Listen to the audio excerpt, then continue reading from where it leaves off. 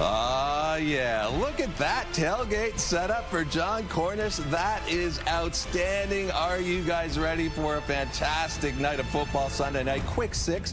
I'm quite familiar with Quick Six, to tell you the truth. Love to see the youngsters out. And look at that. Double blue in Calgary, enemy territory. But, man, they seem a little bit too happy right now if you are a Stamps fan.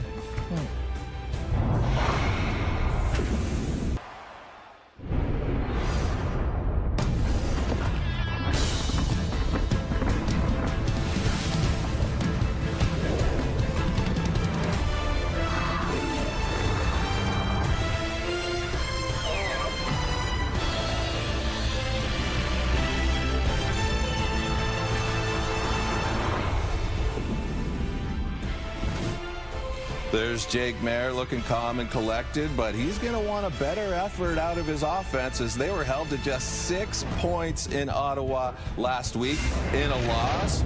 Maybe they could have used this guy. Yeah, Kadeem, Cash, and Carey. He's going to make sure the Stamps want a little bit of that old thing back, fellas, but the Stamps may have something to say about that. Welcome to CFL on TSN. Enoch Mwamba, Matt Dunnigan, Jermaine Franklin here with you, and we're going to start with the man we just saw. He has perhaps one of the greatest smiles in football, in professional sports, to tell the truth. But when it comes to Kadeem Carey, he's going to try and make sure the Stamps regretted letting him walk. Absolutely.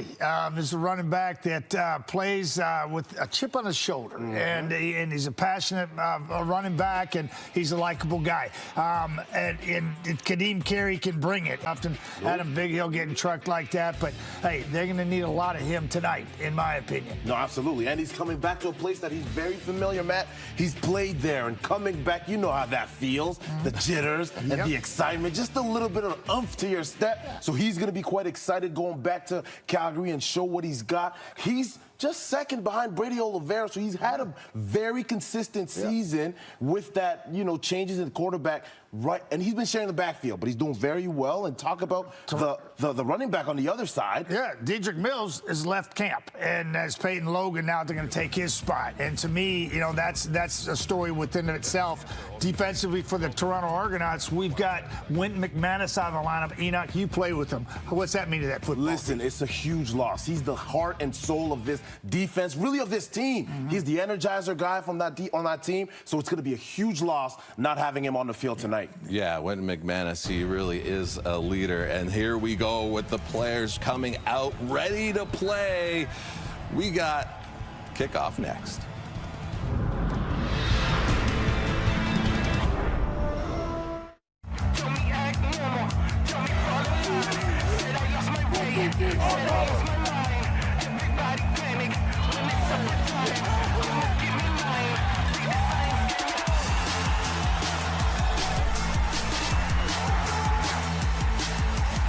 Step into the action with CFL Game Zone. Play games, win prizes, and connect with fans from across the world. Join the ultimate CFL fan experience today at gamezone.cfl.ca.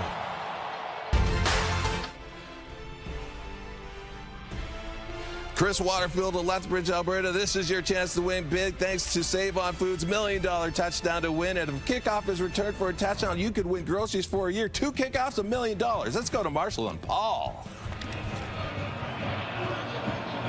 Thank you, Jermaine, and welcome to Calgary, everyone. The friendly confines of McMahon Stadium have the Stamps 3-0 on home turf. With so many connections between these two clubs, Toronto would love nothing more than to ruin the party. Welcome to McMahon Stadium, everyone. Marshall Ferguson, Paul Lapley, Farhan Lalji is down at field level for us here throughout the evening. And if there's one player who really wants to ruin the party, Lapo, it's the starting running back for the double blue. It's Kadeem Carey. Yeah, Kadeem Carey this week talking about, in interviews, second leading rusher in the Canadian Football League. What he said is, hey, listen, I've had a lot of success on this football field, and I'm going to do it again this week.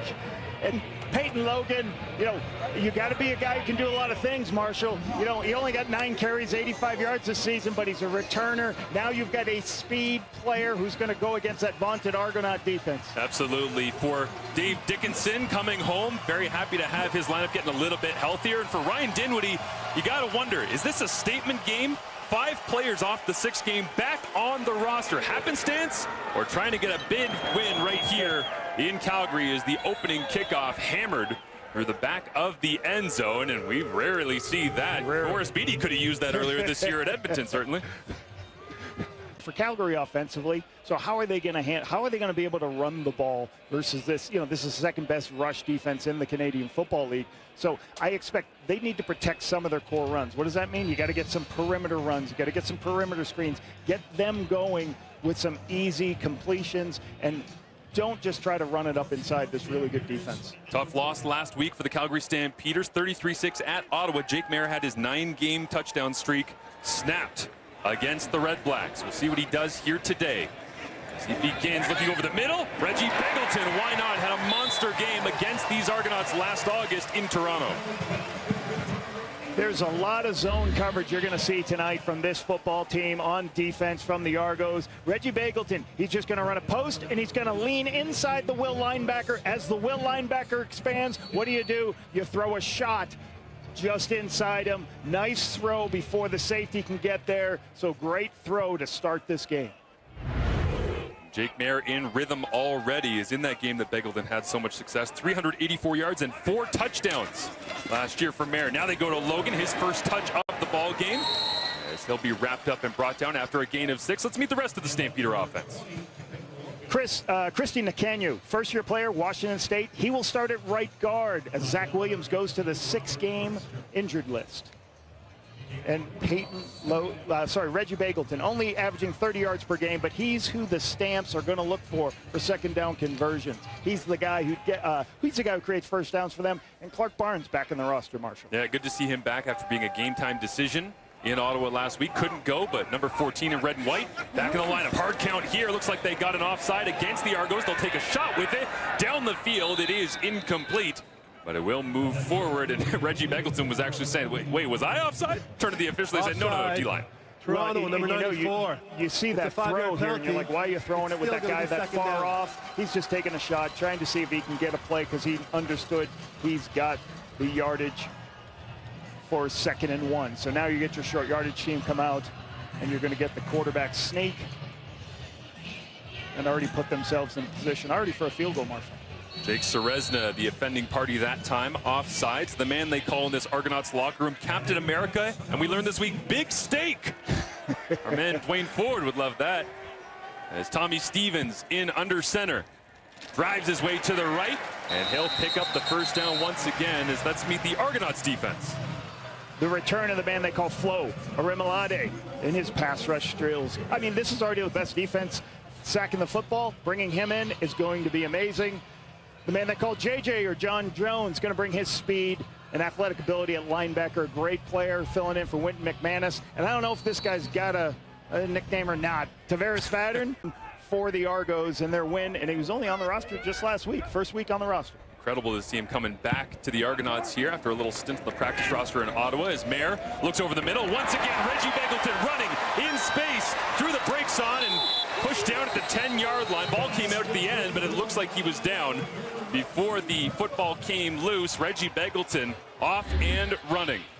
There's a pressure off the outside. You'll see right here.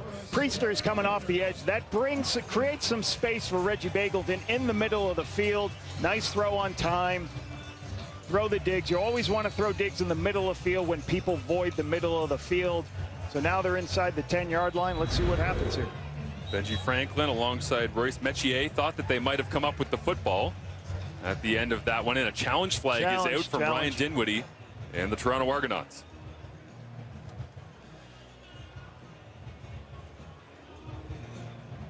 So that's really good, getting Reggie Begelton involved early. You know, he's only averaging 30. They're only averaging 30 yards a game, so 2 big catches for him. That's excellent. Toronto is challenging the ruling on the field. They believe the last play should have been ruled a fumble. The play will be reviewed.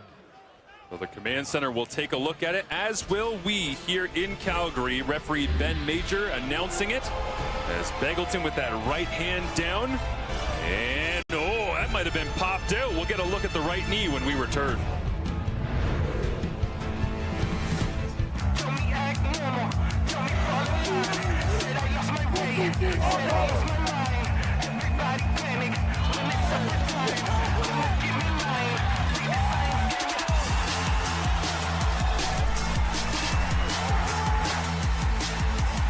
Step into the action with CFL Game Zone. Play games, win prizes, and connect with fans from across the world. Join the ultimate CFL fan experience today at gamezone.cfl.ca. Welcome back to Calgary, as outside the ticket office here at McMahon Stadium, Jasper residents had their tickets waiting for them.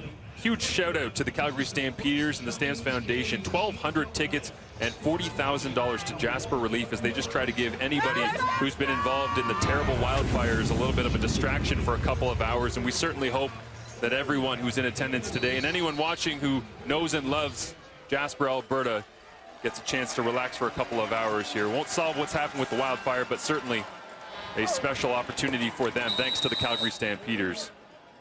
As Polk makes the grab up to the 40-yard line, just shy of the first down marker, about 2 yards short. You can see a little bit about what's going to happen here for Calgary. They have to find ways to stop the run. They know that's priority number one. So, hey, they like the pressure on first down. They did it a couple weeks ago to the Winnipeg Blue Bombers. So there was a first and 10. They brought 7 rushers. What are they doing? Trying to stop the run. They need help. That's why extra players come to the line of scrimmage, opens up that quick pass. So Duke sends Albert Awashe, the fullback, in motion, trying to kick out here is Kadeem Carey. Again, on second and short, second and medium, it's obvious that Carey is the one who's going to get most of the touches here today. Yeah, when you're in second and short here, you're going to protect both your edges. You can see Awashe come through here, and you're going to see another receiver. And what they're trying to do is, well, they're always trying to make sure that they can cover all those edges so the ball hits up and inside. It's one of the best matchups in this ball game. Toronto dominant on the ground per carry. Calgary struggling, giving up over 6 yards per rush attempt by their opposition. Dukes looks to throw here on 1st and 10. He's got all day. Now he steps up in the pocket and he'll be brought down. We'll see whether he got past the line of scrimmage originally, but it's like, was that Justin Sambu? Mick Baylor, 6th round pick, 54th overall by the Toronto Argonauts. Makes a play on the quarterback. Well, you see here, it starts out with some players at the line of scrimmage, then they drop out. Turns into a 3-man rush. So you should have a lot of time on the 3-man rush, but eventually you have to get the ball out of your hands. You just don't want to put yourself in a 2nd and 11 on a 1st and 10. Either scramble or find some type of check down. Cochrane Cobras alumni makes the play there on Dukes. It makes it 2nd and 11. Over the top, coverage is there, but can Coxie get it? Dropped it right in over the shoulder. DeMonte hauls it in. Amazing play coming off the edge here. You're throwing it on the outside. He steps it up, climbs the pocket, throws a beautiful throw here. Good protection, throws it outside. And what you're seeing here is Reed's trying to get over there. He's the high player. He's the zone player that's got to get to that spot. But the throw is so good on the outside shoulder. Amazing. Goes for 48 yards. Now Dukes runs himself right into almost a sack. He had to jump to try and throw it over the top of James Votter's first incompletion for Dukes. As you see this long pass, this is outstanding. You want to try to high point the ball. You got a tall receiver. You want to always put it on the outside shoulder. And Kenyon Reed just can't get there. Just a yard too late to get there. And, you know, first-year player, you got to understand how the width of the field. And their first start is like, man, I didn't know the field's this wide, Marshall. It's probably like... A lot of ground to cover out there. They'll figure it out quickly. They all do. As Dukes, with pressure on, has to run away. Out to his right-hand side. Open receivers. He'll hold on to it and slides down. Give him about the 7-yard line, it looks like. And the 3rd down marker is out as Justin Sambu had just had the sack, checks back into the ballgame, and Dinwiddie already in the call sheet. Yeah, you just got to make sure. Cameron Dukes is somebody he's got the ability to use his legs, so you just got to make sure your rush lanes do not give up an opportunity to release outside. But good job by the defense. When you're in zone, you can recognize a quarterback running. The zone zone defense came up, made the tackle to force this short yardage. And the Argonauts, they haven't had very many reps down here as of late in their victory against Winnipeg. They didn't run an offensive play inside the Winnipeg 30-yard line. So Dinwiddie's been sitting on this call. Inside the 30, it's crazy. He's been sitting on this call for 2 weeks essentially at this point. That is now hard count, and who jumped? Again, they're trying to run up to the line of scrimmage quickly, yell terms, say something, get some type of movement from Calgary. Especially with a offside, Calgary, number 73.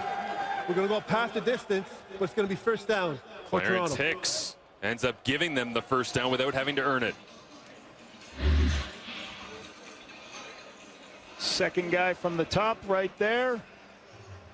And you got a bunch of guys in bunch. You got a bunch of people close. What is a bunch? It's those 3 receivers over there. They're telling you, hey, we're going to run the ball. We're going to get this first down. We're going to go for it on 3rd and short.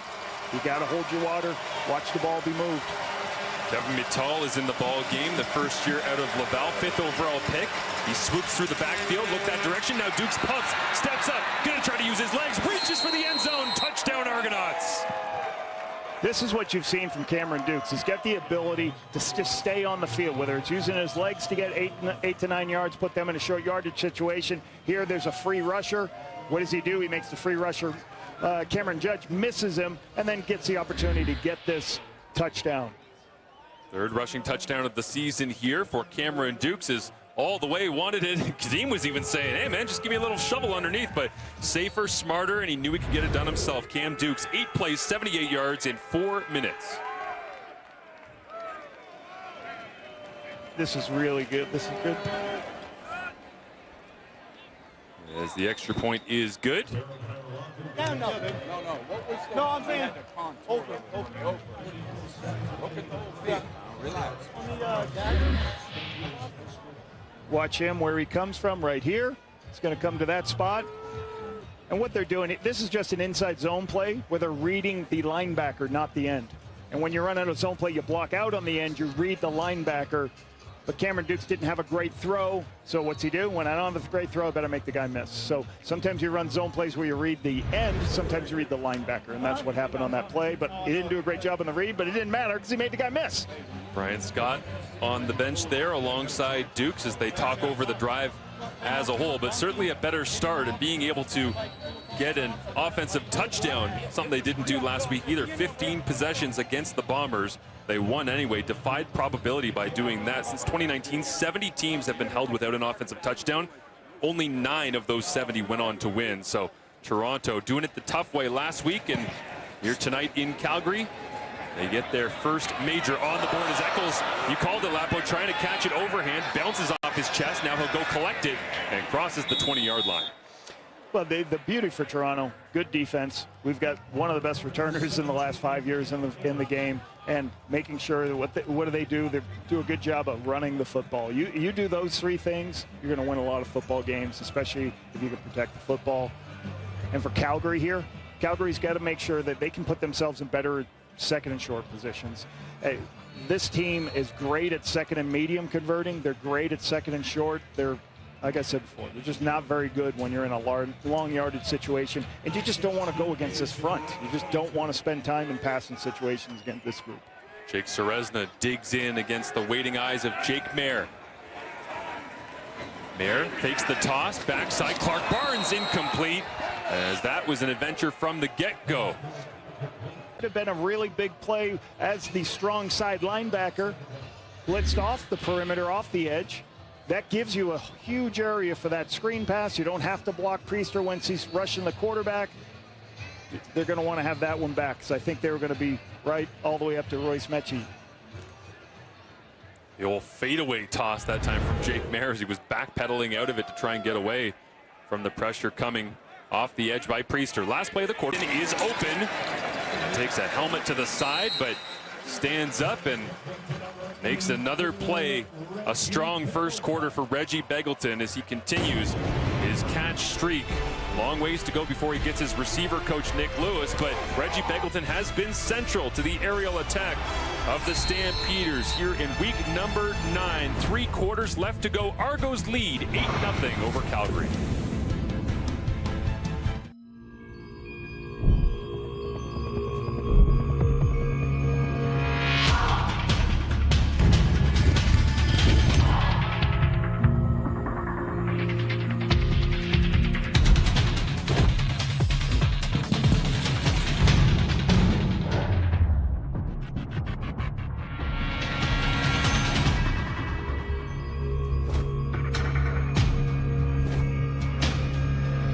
is very important that all backgrounds get represented. Being somebody who represents diversity, I love to see it when we're giving those people opportunities and allowing them to grow. It's getting to know people who have different point of view about the game of football, but it's also coming with your own perspective, your own point of view, and then what you can bring. You get a lot of support, a lot of friendships, a lot of amazing memories. It's something that I would do 100 times over.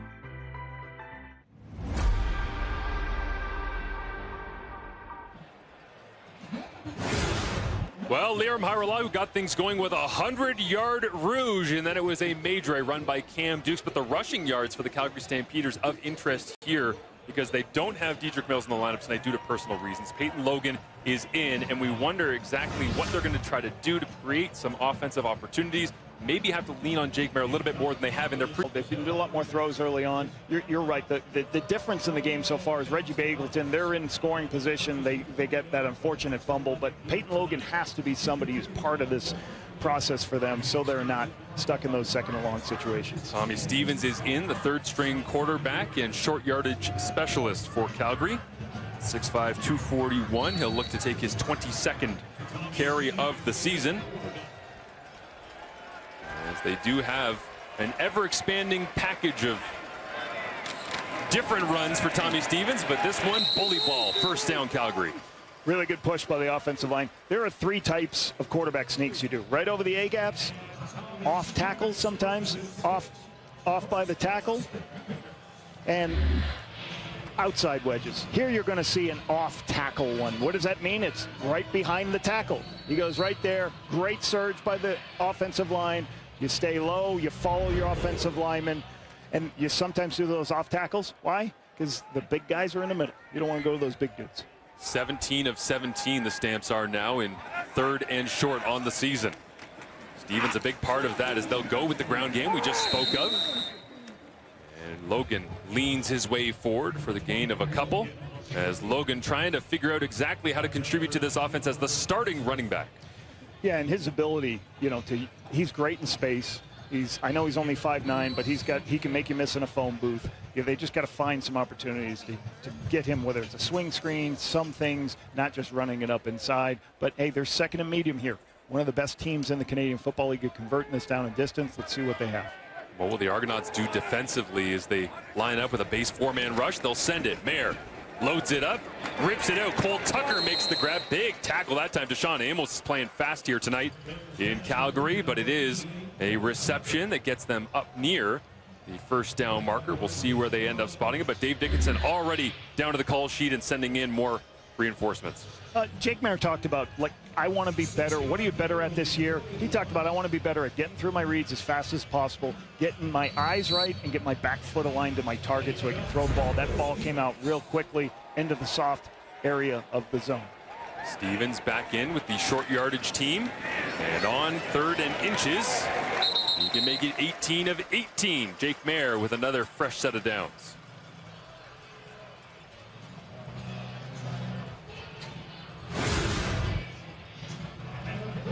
84 carries, 619 rushing yards over his career, 25 catches, but really nice touchdown. I just love his ability. Every time I watched him, he could create and make some explosive plays as long as he had a little bit of space. And that's what's got to happen tonight for him. Try him space opportunities. We'll run Jalen Philpott cross-face and give Philpott the carry. He turns north-south, crosses the 55, and is wrapped up just down inside the 50, and the old cross-face running game with Jalen Philpott makes an appearance. This is how you protect your core runs. What do? You bring a receiver across the formation. You have lead blockers, and this is a speed sweep. Watch, everybody's going. You're pinning, you're blocking down with one player, and you're trying to get around the edge. Sopik's here, dropping in coverage, running down. I love this kid. He runs, and makes tackles. Great special teams player, doing a great job as a linebacker this year. Three receivers to the left of Mayer. He goes right. Cam Eccles, big collision. Metier was right there waiting for him as Benji Franklin in man-to-man coverage, and they read the eyes trying to go to that isolated matchup, Lapo. Yeah, Benji Franklin makes a great play on this ball. And again, I believe this is once again their ability to, hey, we're going to call a run, but if we get a free player on the outside, if we get, what does that mean, a one-on-one matchup, hey, you go ahead, quarterback, try to take that one-on-one matchup. But Benji Franklin, great play on the football. Oh God, interception already this season, as you see 2nd and 10.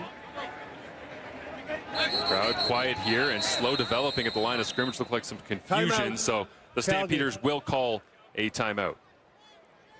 And Dave Dickinson-Lapo said he had a couple of things he was really focused on coming into tonight's game. He wanted to try and attack against the Argonauts. Yeah, talking to him this week, 3 things. I want to make sure we get opportunities to take more shots downfield, was one. Number 2, how do we create takeaways defensively? We're second to last in CFL in takeaways. How do we get more takeaways? And the third thing, protect the quarterback. Yes. And obviously that's something that they have to continue to do in this game. But that's the hard part. How do you take shots downfield? And how do you, all right, if you put yourself in 2nd and long, right, well, you got to throw it again. So that's the chess match that goes on 1st and 10 when you try to take a shot. Because the shots on 2nd and long, they're just not going to be there as much as they are on 1st and 10. Yep, absolutely. Defense sits back a little bit more, makes life difficult as they'll bounce Peyton Logan out. Empty 3-by-3 for Mayer. He rips it.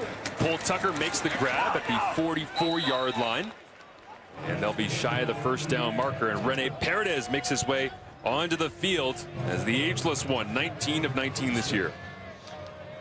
Again, this is what Toronto's going to do all game. Put you in 2nd and long, drop everybody out. They'll give that completion all day, force you in a tough situation where you can't get the conversion.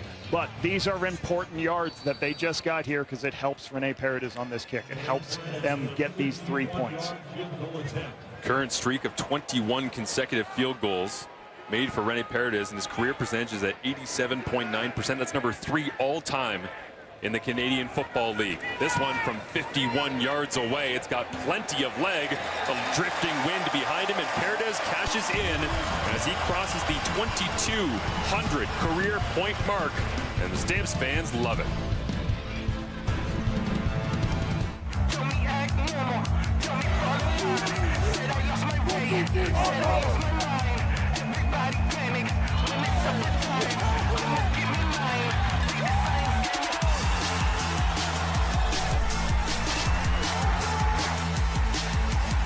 Step into the action with CFL Game Zone. Play games, win prizes, and connect with fans from across the world. Join the ultimate CFL fan experience today at gamezone.cfl.ca.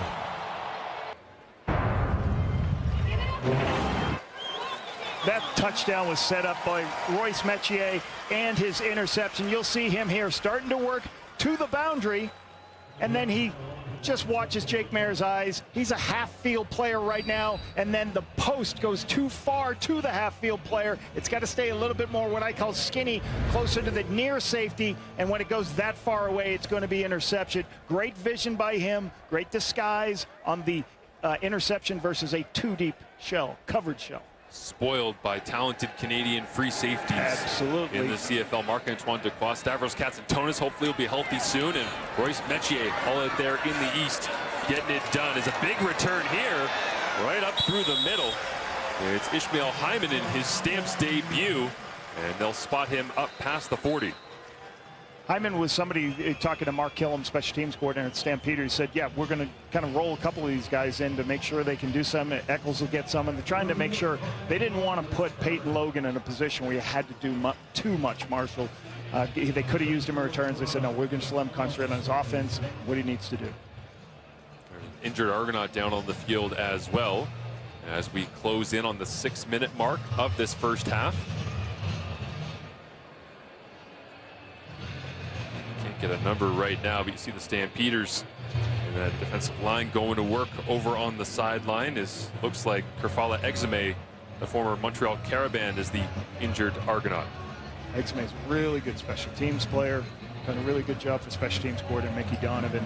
Speaks so highly of him.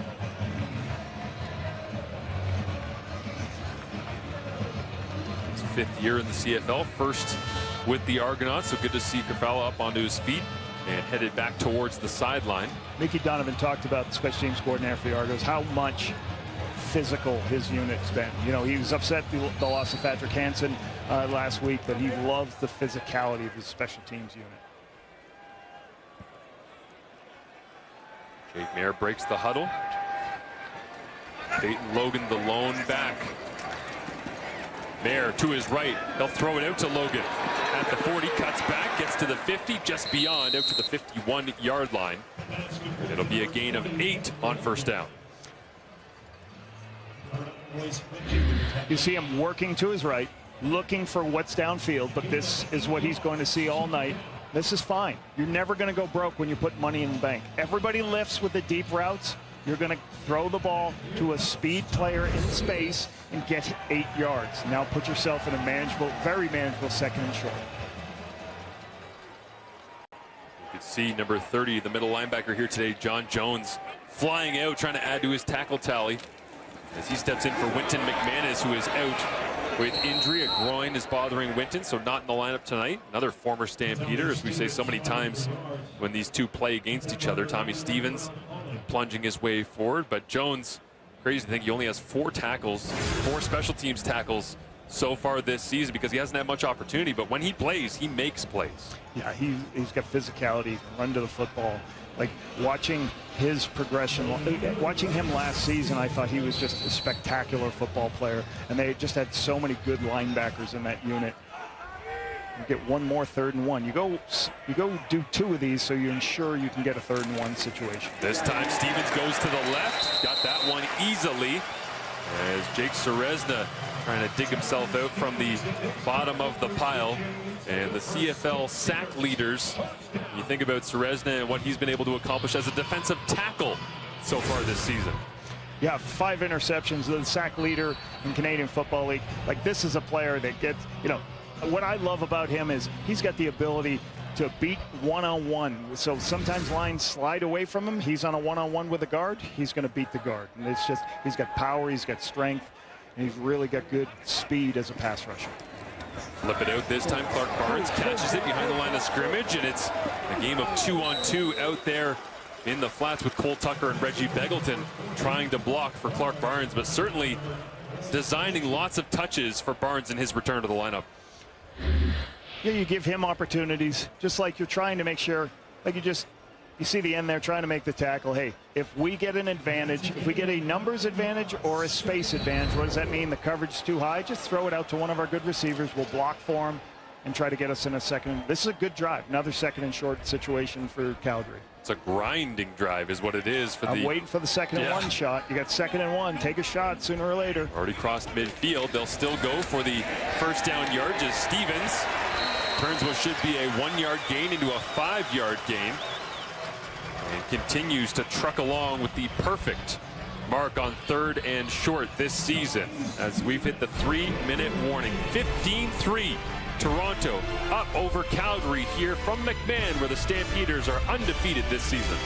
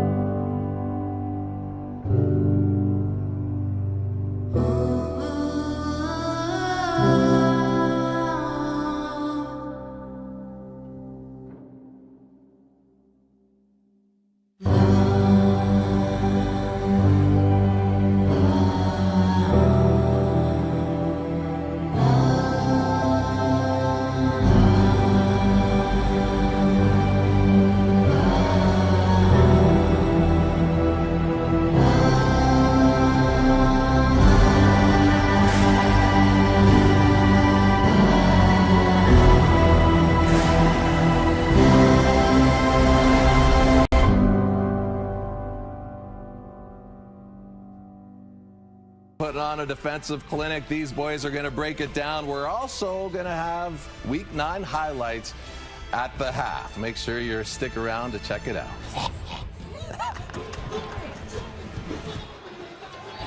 And that entire highlight pack of week number 9 will feature a quarterback wearing number 2 in green and gold. Congrats to Trey on the victory. Is jumping on the right side of that O-line. I'd jump too if I was Trevon Tate. Another former Argo against Folarin Arimilade.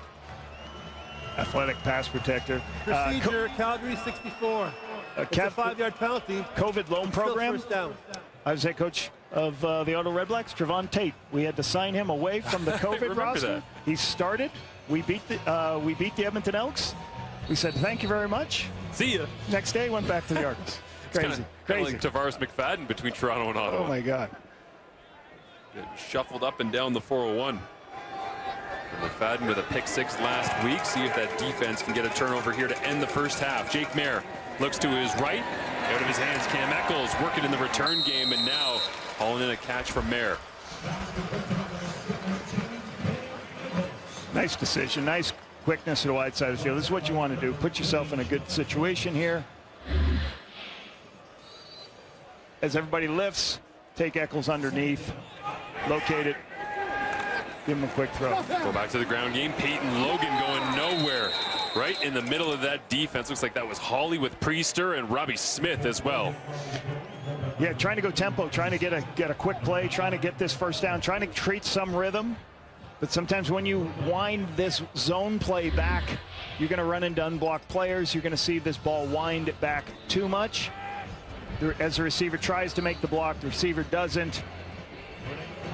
And we also get big Ralph Hawley getting involved too with that. Rene Paredes out once again. And this one comes from 43 yards away.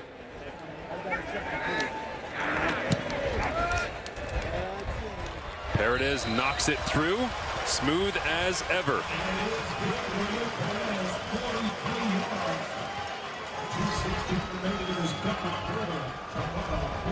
Kadeem Carey back in his old stomping grounds and taking a bit of a different approach with the double blue now playing against Calgary.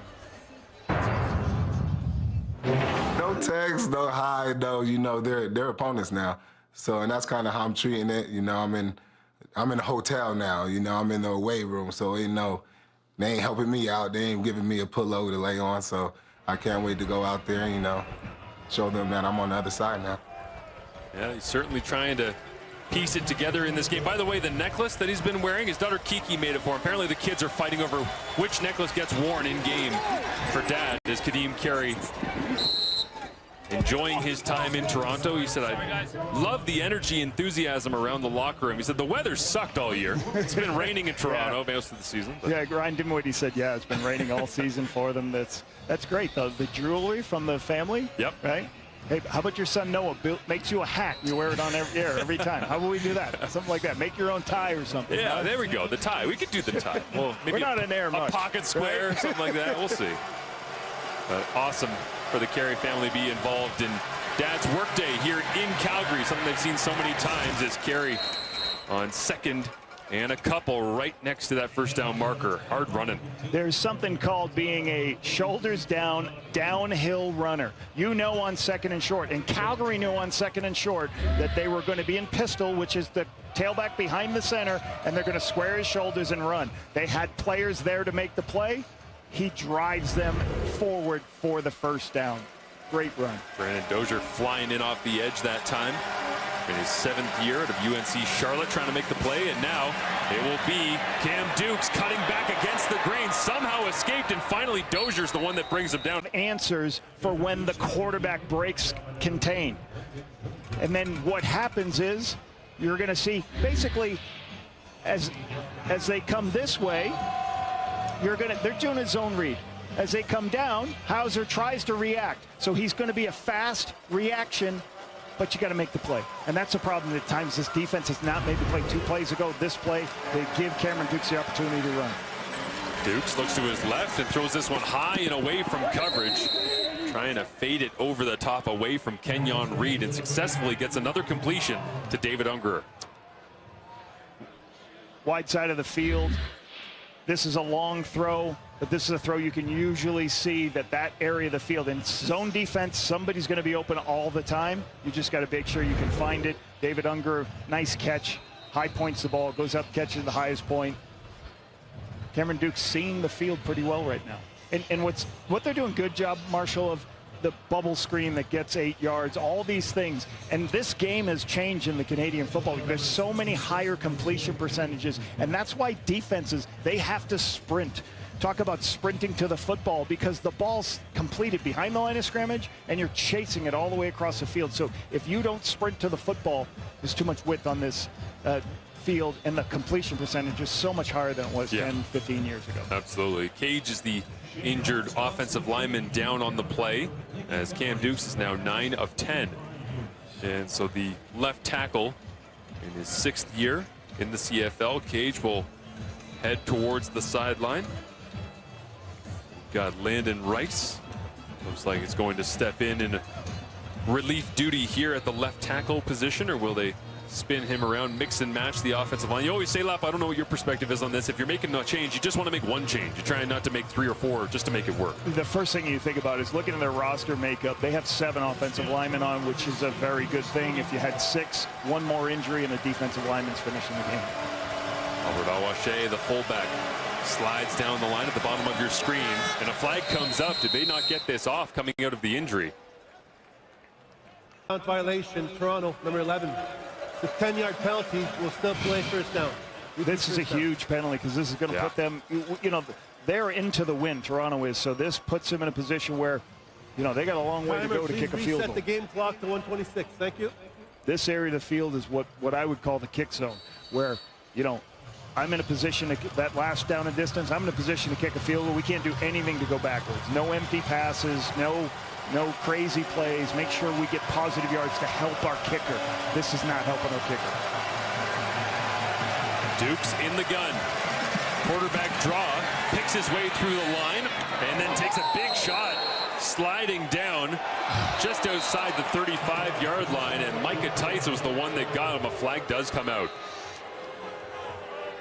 You know, what you're talking about is it a late slide? That's what you're trying to recognize. The league has always talked about, you know, we went to flagging guys all the time, even when they slid late. I don't think this is going to be for a late. This is going to be for a blow to the head. 42. It's a 15-yard penalty. Automatic first down for Toronto. I think it's going to be for a blow to the head here, helmet to helmet. You can see Dukes gliding until he dropped down that right knee, and a forearm to the head got him as well, but he completes this pass. Devontae Coxie thought he could have broke that tackle of DeMario Houston and headed towards the end zone. I know sometimes the fans don't like it, but you just can't strike a blow to the head. Yeah. Like it's just outlawed out of the all football. No huddle here, little tempo. Micah Tice stares down Cam Dukes. Dukes, after that quarterback called run, now will take off on his own. Already has 1 rushing touchdown. Looking for a bit of a push from his offensive line, who were late to arrive, but another solid pickup on 2nd down using his feet for Dukes. Trying to make a decision on where he's going to throw the football. Sees nothing in the middle. Cam Judge gets depth in the zone. Right now, all he does, look at all this space. He takes his space. Anytime I don't have a clean picture of it, I'm going to use my legs and get extra yardage. Now you're 1st and goal from the 3. You're going to put your big people in. You're going to run. You're going to just run tight zone, get it right up inside for the touchdown. Big moment here for the Argonauts as Kadeem Carey scores a touchdown in his return to Calgary. That drive is Cameron Dukes. His ability to use his legs. Couple of scrambles, right? They're backed up in a long yardage situation. What do they get? They get a quarterback draw to get them even better yard range. And then the penalty is obviously what hurt them, hurt Calgary. But I love what Cameron Dukes is using with his legs, making some throws, but also protecting the ball and running when he can. Carey with a little shrug for his ex-friends and fans. Here in Calgary, extra point is good. Head-to-head since 2014, Calgary's 15-2 against Toronto, including 8-1 at home. But the Argonauts sit pretty right now, up 16.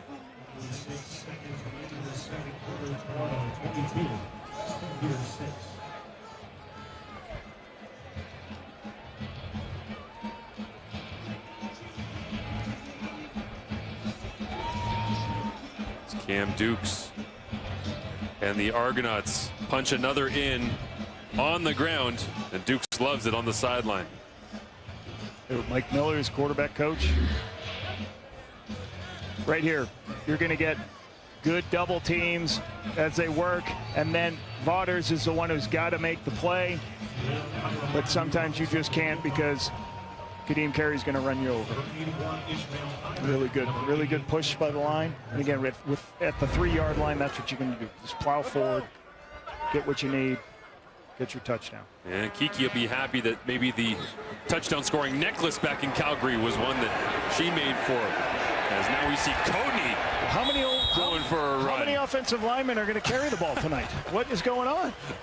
9 plays, 70 yards in 90 seconds as the Argonauts extend their lead. 41 seconds left, 16-point disadvantage now for the Stampeders. And what do you think is the mentality here with pretty decent field position, I got to say, after the Coatney defensive line return?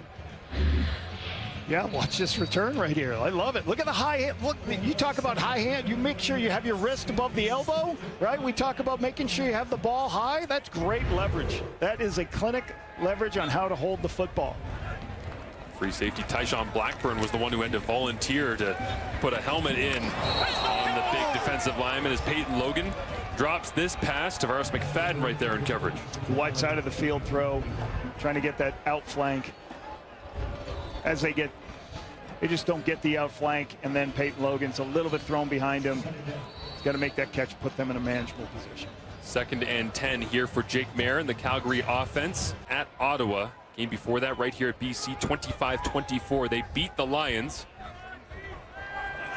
A lot of work to do if they want to continue their undefeated streak at home.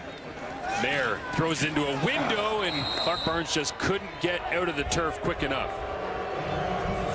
On a deep curl route, just a little bit off on his throw to Clark Barnes. Thought he had an opportunity for it.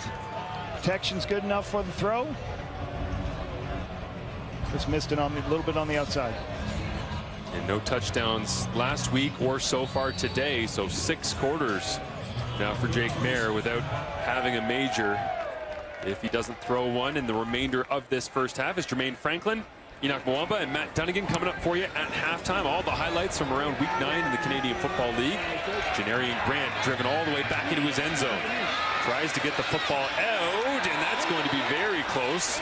We'll see where they spot. They save first down, but now after a 65-yard punt from Cody Grace, the Argonauts are going to have to scrimmage from inside their 1-yard line. Yeah, so this is situational football here. You're at the 1-yard line. You're going to have to do a couple of things. I'd be careful of going. You should go on a hard count right here. And if you go on a hard count, you're trying to get Calgary off. That's no penalty if you go off. If you go offsides, it goes back to the 1. So there is no penalty, but you need room to run the you need to run a quarterback sneak here because you do not want to take a safety. So they've got to get enough yardage so they can run the victory offense running play. So expect them to try to do that or just go forward right now and get it and run it out. Yeah, just trying to create a little bit of breathing room, but again, smashed up against those uprights as well, as Ryan did when he just managing the end of a first half. It has to be said, very successful for the Argonauts considering all things that they've been dealing with at quarterback and trying to make sure they can have Cam Dukes or Nick Arbuckle consistently lead them, but the running game has been the story so far here today with both Dukes and Kadeem Carey. Yeah, and I think the decision would have been for Nick Arbuckle is if Cameron Dukes is not moving the ball in any way, shape, or form, or if he's made bad decisions with the football. I haven't seen either one of those, so keep giving Cameron Dukes the young guy reps. We have hit zeros here in the Toronto leading on the road, and a great half for Cameron Dukes, and being able to use his athleticism and quick decision making on the road to frustrate the Stamps defense. Legs moving around, right? But great decisions. When I can't see it, I'm just going to trust my defense, trust others, making Cameron Judge miss here, and just have it. This looks like the guy who played in the first couple weeks of the season. Easy pass here to Sindani, exploiting the zones. He's thrown the ball well versus zone on first downs. So this is a guy that, hey, the defense is like, hey, do your job. We'll take care of business. We'll keep Calgary off. And the turnovers, obviously the turnovers are huge for the Toronto Argonauts, getting those turnovers. Cam Dukes, 10 of 11 for 111 yards in the first half. He's with Farhan. Let me ask you about those last couple of drives that ended in touchdowns and just being able to finish those. What does that mean to your offense? It's a great confidence boost for us. You know, we're starting early, starting fast, and you know we just got to finish now. For you personally, 10 of 11, 111 yards in that half, but it was also the timeliness with your legs. And I know sometimes they've said that maybe you've tried to take off early. It didn't seem like you did that. You stood in, you looked, Do you feel more comfortable with when to run now? Yes, sir. Yeah, you know, it comes with reps. It comes with game reps, live action and stuff. And so, you know, just seeing it, whenever the green grass is there, I'm going to take it. Yep. Thanks for this. Good luck in the second half. Thank you very much, sir. Guys, Toronto has a 14-point lead right now. Ryan Dinwiddie hasn't won as the road coach here. And you know what else? They're chanting for Jermaine Franklin here in Calgary. Germs? Thanks, Farhan. I thought I heard the echoes, right? I thought I heard the echoes, and now he confirmed it. Now he confirmed it. But, gentlemen, the Argos certainly put on a clinic, both offensively and defensively. Forced a couple of turnovers. That's exactly where we're going to start, Enoch. Why were the Argos so effective on the defensive end? Well, they're busy. They're active on defense. That's secondary in particular. The front is putting a little bit of pressure, but it's a secondary. Royce Mechie started everything off for that defense, and he has been looking a lot more confident in that secondary. You see here as he comes back and just he's thinking, am I using my left hand, my right hand to punch this? That's how you can tell the game is slowing down for him. He said, no, let me use my left hand. Gets the ball right out and forces a turnover, which was key because they would have been in field goal range. And here again, Benji, this play right here, Benji Franklin gets in there and gets an interception. Should have been an interception, but and then you see here, Amos right here, he's been very active and extremely physical. It was a table banger, Matt. Yeah. And again, you see Royce Mechie coming in for another turnover, an interception this time, and giving the ball back to his quarterback, Cam Dukes. Matt, that's got to help as a quarterback, right, when you get the ball back like that? Absolutely. And after last week's win over the Winnipeg Blue Bombers, after being pulled for Nick Arbuckle in that win, and I emphasize win because they actually beat Winnipeg. And you ask those two quarterbacks how difficult it is to play against the Bombers defense. It's tough. Just ask VA last week when they put up a goose egg. And here, Cam Dukes seems like he's settled in. That's a dime down the field there to Coxie. That is just a beautiful throw. Can't defend that. That's just a great pitch and catch right there. And his legs, talked about it. We heard him talking to Farhan, and we heard Lapo talking about it in the booth. He's seeing it and feeling it. And, you know, if he wasn't, they wouldn't have much of a running game. Both these two sides aren't giving the ball to the running backs very much, but that's a beautiful look and a touchdown pass to Sindani. And then here again, he sees it, and when you're a young quarterback, things are clear. Don't force it. Don't hang on to it. Don't be Johnny Velcro with the ball stuck in your hand. Pull it down and make something happen with your legs. And we saw that in the first half. Worked really well for him. So what do the Stamps got to do to get back in this game? And, of course, they're undefeated at home. They look like they're the road team right now, but how does that start? Matt, you talked about it already. Yeah. The running game hasn't been effective at all. It hasn't been present. As a matter of fact, Peyton Logan's got 2 carries for 6 yards. He needs to touch the ball a little bit more to get a little bit of the attention away from the secondary of the Toronto Argonauts, and that's going to help a little bit. But Jake Merritt, ultimately, he's got to do a better job. It's going to help Jake. It's going to help Jake, Enoch, if they do get Peyton Logan going. But Toronto's feeling it defensively. Tip of the cat. They're getting paid too. Yep. And but Peyton Logan, I think, certainly needs to be part of this next 30 minutes for them to claw back in this football game, take some pressure off of Jake, settle him down, because he's not seeing the field at all right now. And typically, if Jake can see the field and relax a little bit, he can sling it with the best of them. It certainly doesn't help when he's watching Cameron Dukes do what he does when he's on the field. He has been simply outstanding. He doesn't want to share with Nick Arbuckle, clearly. No. He does not want to share with happy Nick last Arbuckle. week. He wants to keep it to himself. But when we come back, we're going to have highlights from Week 9. Best believe it's true, we come for you. I can see that you don't know what you've got yourself into. You've been creeping so deceiving, better watch how you move. My own team is undefeated, we don't know how to lose. They call us animals, the best believe it's true, we come for you.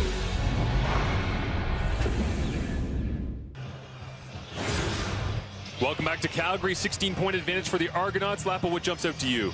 Obviously, the turnovers. You had the fumble in field goal range. You had a backed up interception, which led to an easy Toronto score. And in their 3 home wins, they had a winning turnover margin, I believe, +3. They just can't turn the ball over. And the last thing is the rushing yards.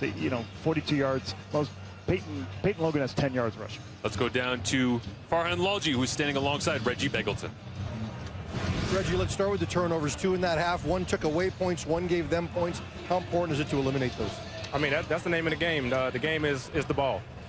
We gave the ball away. I mean, we got similar yards, and that's what dictates the score right now, is that, you know, they was able to capitalize on those opportunities. Overall, about 150 yards of offense, and it didn't necessarily look like you guys were able to get in sync. How can you find some more energy offensively? It's a game of momentum. I mean, energy is momentum. Momentum is energy, and that you just got to get it back and do the little things. It will slowly roll around to our favor. This is going to be a good second half watch. Thanks for this. No problem.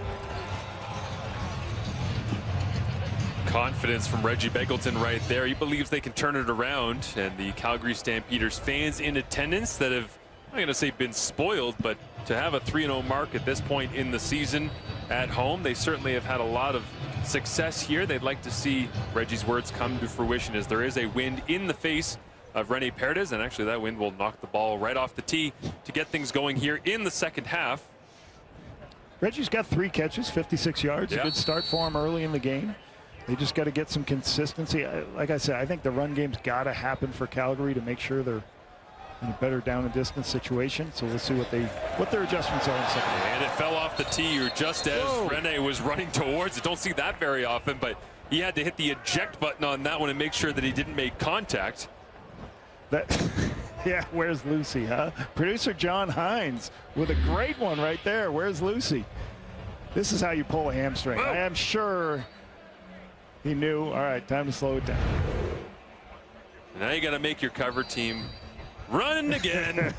They had the wheels churning, all fired up to begin the second half. Toronto won the coin toss. They deferred. Calgary got the ball in the first half. So Toronto starts with the football here in the second, as it's 25 degrees right now. Feels like 28.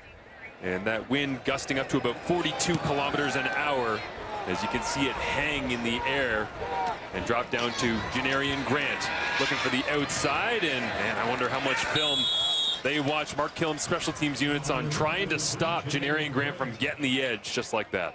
Mark Killam said this week that he believes in his 15 years in the Canadian Football League that Janarian Grant's the best returner he has faced. He just loves his ability. He says he makes the first guy miss every time, and then after the fact, like, he's just hard to get a hit on. He can spin, move, do different things. Now, I talked to him. He has told me the cornrow was attached and reattached. I don't know how. Not sure how that happened. Maybe there's help for me one day, Marshall. We'll see. You are our local expert in follicle preservation. So, as Kevin Vitale makes the grab to begin the second half here, the rookie out of Laval, Trey Roberson. Haven't said his name much here today, but he makes the play. You know, some physicality from Trey Roberson this year, watching him on film. And, you know, when you sometimes put that guy who's a great boundary corner, you start playing him to the wide side of the field, and he ends up playing more wide side corner. Like, it's good for the veteran corners because they have more time to see. Why do you want to have veterans there? Because they can see the routes developing. They can make plays on the football. That's why you like a veteran player over there who can see the things and make plays for interceptions. Cam Dukes, very efficient first half for the double blue. Skips away from pressure this time. Flag comes out down the field as Dukes goes for a run and will step out of bounds, escorted by Julian Hauser. Here's the first change for the Calgary Stampeders defense. So now playing man coverage. They're playing man coverage. They're having contact safeties. on the receiver, Calgary, number 43. So the penalties decline because the gain is greater. It's first down for Toronto. So when you play man coverage with 2 deep safeties, you tend to tell your defensive backs, hey, get right up. You can be physical because if the ball goes over your head, you have 2 safeties to help. You just cannot get too physical. And Vaughters with an inside move gives Cameron Dukes the outside to be able to run and continue to use his legs. But you just got to be careful when you're going to play that press up man to man. You just can't get your hands and hold. As Dukes talking to Deonta McMahon in the huddle there, as they'll give Kadeem Carey a blow. Dukes using the legs here tonight. See if he does again. No, DeMonte Coxey takes the grab. Quick completion underneath. What do you make of Cameron Dukes and that average depth of target? Just 6.9 yards down the field so far this season. You know, I talked to Ryan about that. How do you get more explosive plays? You got the least explosive plays in the CFL, only 6. And he says, yes, we've got one for Coxey. We've got a couple built for some of the other guys, Tavares Daniels. But, like, the big thing for us is if it's open, take it. If not, go ahead and check it down. Like, And that's what Cameron Duke's done an outstanding job. And he told us this week they want to add some play action to open up those downfield shots, but on this one, it'll just be a straight drop. Corner route, intended for poke, incomplete. Good coverage on the play by Kobe Williams, who's a one tackle shy of 100 in his career. This is the route of the Canadian Football League. Everyone's running. They're benching a guy to the side. Now, what's a bench mean? You run up and you turn left and go out to 15 yards to the sideline. When the halfback is playing high, Williams is trying to play higher for deeper routes. You can throw that underneath, just a little bit outside. Haggerty sends this one away from his own 44-yard line. And he goes for the backward looping kick to drop down inside the 5. Perfectly placed, a 47-yard punt, and Cam Eccles gets thrown out of bounds. Robbie Smith, about starting defensive lineman on the field on special teams. Reggie Beggleton, one of the true mainstays of this Stampeders offensive attack. Farhan Lalji has more on him when we return to McMahon.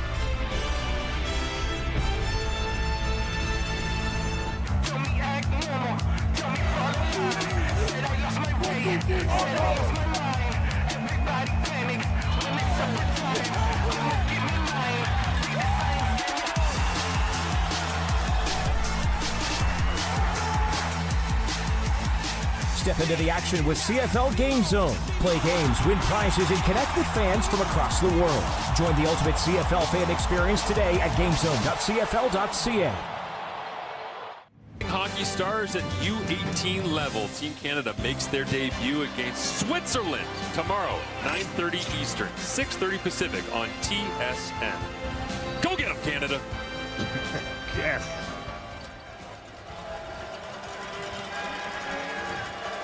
Cam Dukes with Deontay McMahon and Kadeem Carey in the ball game. Flips this one out into the boundary, incomplete. Right there on the spot, Micah Awe. Haven't said his name a ton here this evening as well, but maybe that's a good thing at times for Micah not having to make every single tackle. A little bit more of a shot play on the outside, but you can see Calgary starting to say, hey, we need to play a little bit more man-to-man coverage. We need to big a bit more pressures.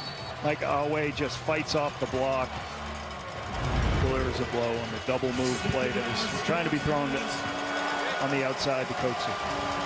Only 3 incompletions for Cam Dukes here this evening. First time they've had back-to-back incompletions, though, is now underneath. He gets this one into the waiting arms of Demonte Coatsy. Great tackling in the open field once again, as it looks like that was, yes, Williams flying in. Kobe Williams making the play, and that gives him 100 career tackles.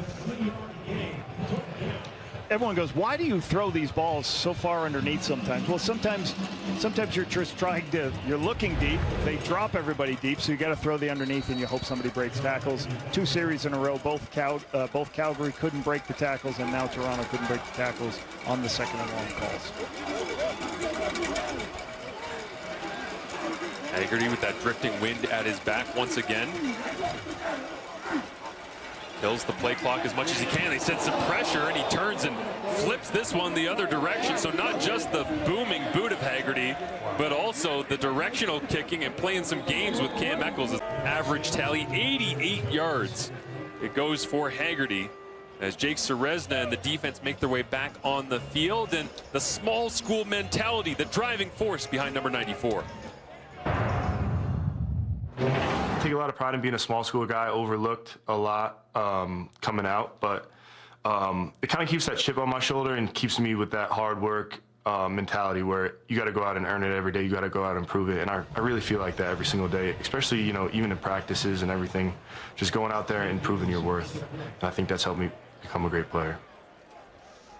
Little Cortland State love for you there, Lapo? Division III Cortland State. I know I love my D3 as a D3 football player. This one incomplete, intended for Peyton Logan, as it falls to the turf, and some frustration from the Calgary fans. But Serezna told us this week that he really doesn't like playing against Calgary all that much. Doesn't matter what uniform he's in. He said, I'm kind of treating this like the Labor Day Classic. Well, this is why. That was the best line. He's like, hey, this is going to be just like the Labor Day Classic for me. I'm going to go get these guys I've played here a bunch of times. I'm going to go make my plays. Yeah, Jake talked about, like, in college, nobody really looked at him at pro day at Cortland State and upstate New York, and he basically had to do a couple of things to actually go to a pro day at a different college where they invite you if it's close to your home, press some people, get in with the Jets. Taking a shot now down the seam to Peyton Logan, incomplete, but Fraser Sopik will get called for defensive pass interference as Logan slow to get up onto his feet as well. Pass interference, Toronto, number 32. It's going to be first down for Calgary at the spot of the foul. Well, they took the shot that we've been waiting for down the field here, Lapo. Right here is the play. Sometimes you take the tailback, you run them right down the middle of the field. When it's a middle open coverage where there's nobody in the middle of the field, you get a matchup you like, a linebacker with your tailback. Peyton Logan is in the game, a smaller, quicker guy. I like this. They like this matchup, right? I like it too. This gives them an opportunity. Sopik just puts his hands on him, creates the huge penalty. And now a challenge flag comes out. Ryan Dinwiddie already successful on one early on in this game when he challenged for a potential fumble by Reggie Begelton. Won that, got possession. And he's defending, it looks like, Fraser Sopik from the defensive pass interference call here with this challenge. Yep, so now we'll try to see what this angle looks like. Really restricts. Toronto is challenging the ruling on the last play. They believe there should not have been pass interference. The play will be reviewed. You see some hand play. Here's another look at it as they're running downfield. Sopik's doing a good job. He's got his right hand there, just trying to push. With that little push right there into his leg is what caused it. I like what he did with his right hand.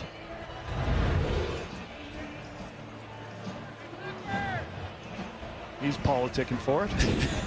Well, I'm not sure he's going to reach the people that are going to make the decision I don't know in if the time. command center has a video. Do we have a video to him? A live feed to Fraser Sopik pleading his case. Yes. But certainly.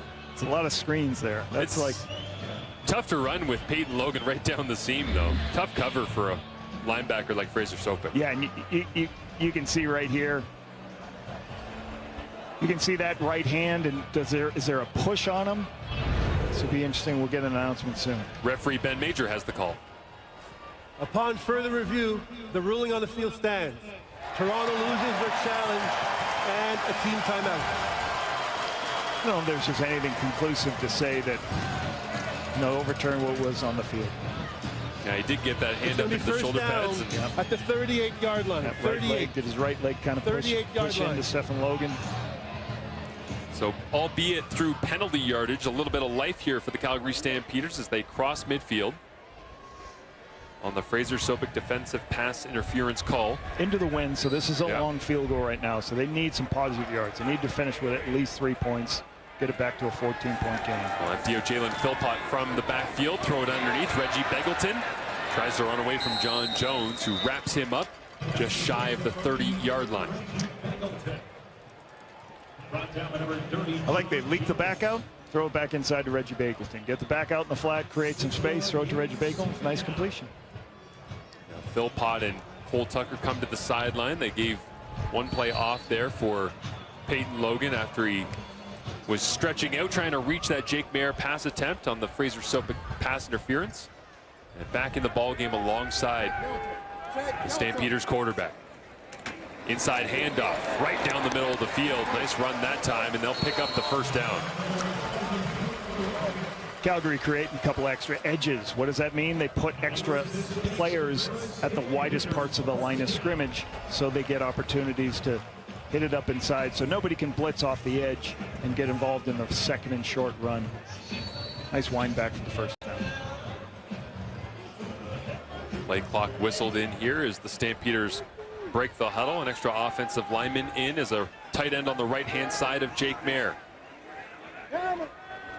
Mark Michelle floats out that direction as well. They get the numbers advantage, and they get it to Michelle, who's inside the 20 and down to the 16-yard line. That'll be close to another first down on first down. I do like what has happened here. Every time you got a run called and somebody blitzes off this edge, you disengage the run and you throw. This is called a kill. These are called kills. When you have a run play and somebody blitzes your run play, you attach routes to protect you so you don't get a negative yardage play. Jake Mayer throwing it accurately, puts him in second and short again. Tommy Stevens, short yardage quarterback, into the ball game here against the Argonauts front. Decides to go left this time, has the first down. Pushed backwards by John Jones, and that will do it for the third quarter here. Just 1 quarter remaining in week number 9 of the CFL. 23-6, the Argonauts up over the Stampeders, but Calgary driving, hoping to fight their way back into this one and make it interesting to close out week 9.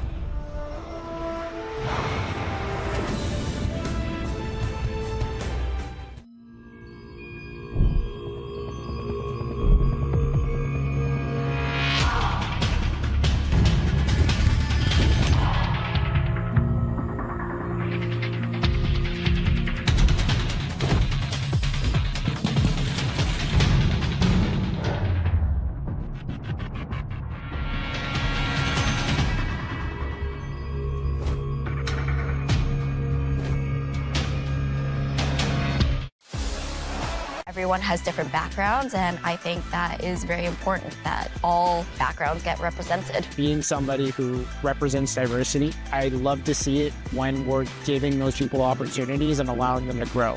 It's getting to know people who have different point of view about the game of football, but it's also coming with your own perspective, your own point of view, and then what you can bring. You get a lot of support, a lot of friendships, a lot of amazing memories. It's something that I would do 100 times over.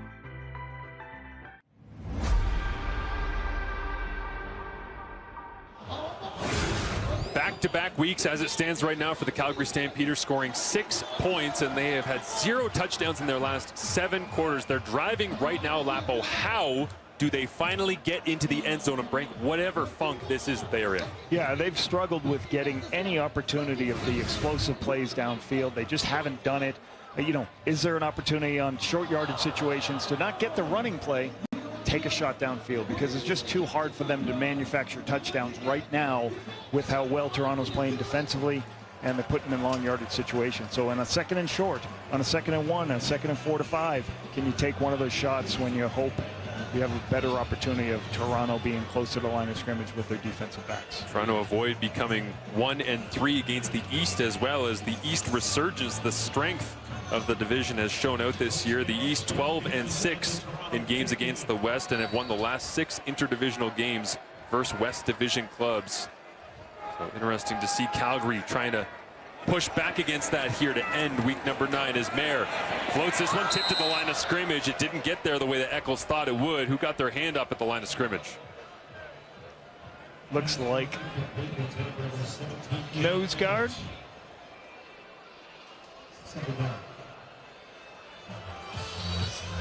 Sometimes when you can't get home in your pass rush as you're trying to go, just put your hand up, right? Sometimes you're going to be like, I can't get home. I got 2 linemen blocking me. Throw your hand up, knock the ball down, you get the same result, 2nd and 10.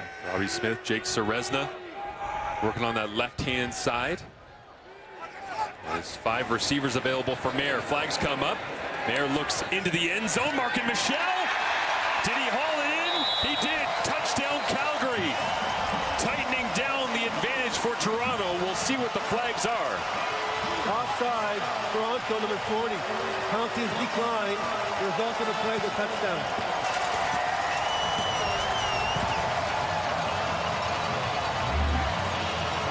The hard count is trying to slow down these paths. Wide open. Markin Michel on the double move on the inside. Mechia can't get there in time.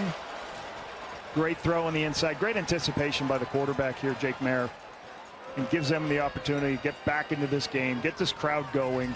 It's a really good drive to start the 4th quarter. They've got the wind with them too, Marshall. So, you know, they should gain field position because they got, you know, on every kick play they do throughout this quarter.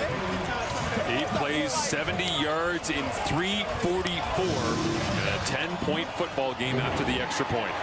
Yeah, you know, you start with a pass interference, and that pass interference flips the field for you a little bit. Reggie Bagleton, you know, he's been great this game. A couple of runs inside. Right, just a rhythm here offensively. Some throws on the outside to make sure they've been in 2nd and 1 a bunch of this game. So now they get the opportunity for the shot play on that nice long Drive right there for the finish. And how about this with Mark and Michelle getting into the end zone? The 2017 Calgary Stampeders was the last time that they have been able to have 4 receivers cross the 700-yard mark as a group. They had 4 that went over 700 yards. They're on pace for that again this year. Mark and Michelle did it in 2017 with Calgary. He might do it again here in 2024. In 17, it was Marquay McDaniel, Tavares Daniels, Kamar Jordan, and Mark and Michelle. Amazing. You know, I love watching Mark and Michelle. UMass product. Right? That was a great movie. Broke out, broke back in, moved to DB with his hips, and his touchdown. And the kicking game with this breeze continues to play a factor.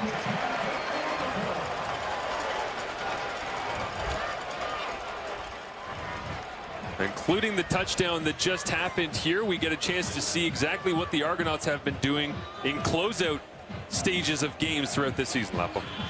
Yeah, outscored opponents 69-49 fourth quarter this season, 20-point differential. I've seen this defense take over, tell offenses, yeah, you're not going to get any more yards, and sooner or later, this Toronto offense just wears people down because there's so many runs, there's so many chasing across the field. The quarterbacks make people miss, and that's how you can get away. This game gets away from people in the fourth quarter. You can feel the energy has been brought back into the stadium here after that big touchdown, and now there won't be a sack, but a minimal gain for Cam Dukes, continuing to try and use his legs to separate and create some headaches for the Calgary defense. That time Clarence Hicks brings him down. Yeah, you're getting better protection now, or you get better protection on the perimeter from these quarterbacks breaking contain. Hicks inside, and then Cameron Judge. Hicks goes inside, Cameron Judge comes all the way around to play contain. That's what you do to mobile quarterbacks. Dukes, pressure on, tries to spin out of it. Hicks gets him. And the momentum rolls on for the Stampeders at home.